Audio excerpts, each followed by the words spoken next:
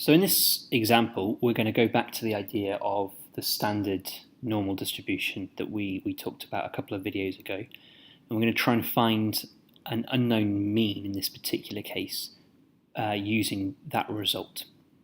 So we've been told the weights of biscuits in a box are normally distributed with a mean of mu, standard deviation of 0.5, and we know that 20% of the biscuits in the box weigh less than 5 grams. So we've been given a value and a probability, and that's going to be sufficient for us to then be able to work out this unknown mean that we've got here.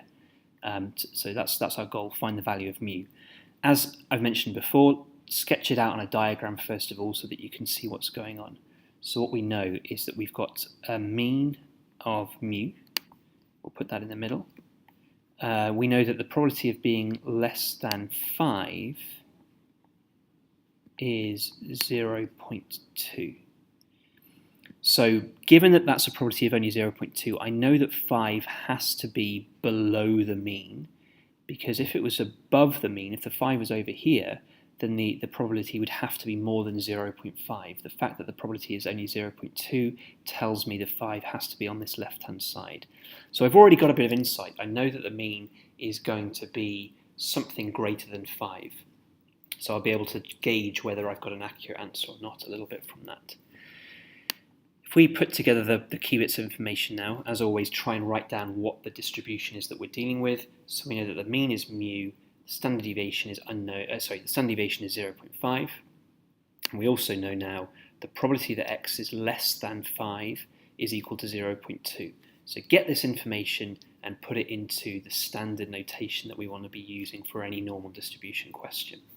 Now this is where we're going to now go to our standard normal distribution, because we know that there is a value of z beneath which we would also have a probability of 0.2. And we know that then the x and the z values are connected by a formula. Z is equal to x minus mu divided by sigma.